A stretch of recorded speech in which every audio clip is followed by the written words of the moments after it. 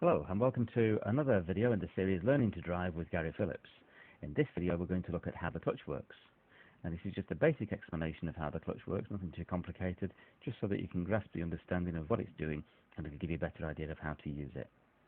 First of all, think of this simple diagram here. We've got two what we call clutch plates. One is connected to the engine, the other is connected to the wheels. The one that's connected to the engine turns. When the engine's switched on, that turns all the time.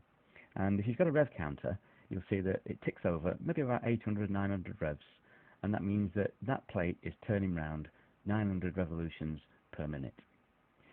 This one, connected to the wheels, is disengaged from that one when the clutch is down. So when your clutch is down, those two plates are apart. The next diagram shows us the rotating plate there that's joined to the engine. Just starts to take up contact with this one that's connected to the wheels, because what we've done is brought the clutch about halfway up, and that's what's called the biting point. You've probably heard of the biting point. So that's before the plates fully touch together, they're almost touching, and what that's doing is creating a friction, and that friction will hold the car still if you're on a hill. So when you find a biting point and take the handbrake off, if you're on a hill, that should hold the car still. It shouldn't move forwards or roll back. And it's a very, very fine line. So if you bring the clutch up a tiny fraction, it's going to move forwards. If you put it down slightly, it's going to roll back.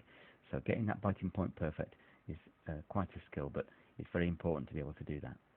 But at this point, the plates aren't really touching, they're almost touching, and it's just creating friction between the two to hold the car steady.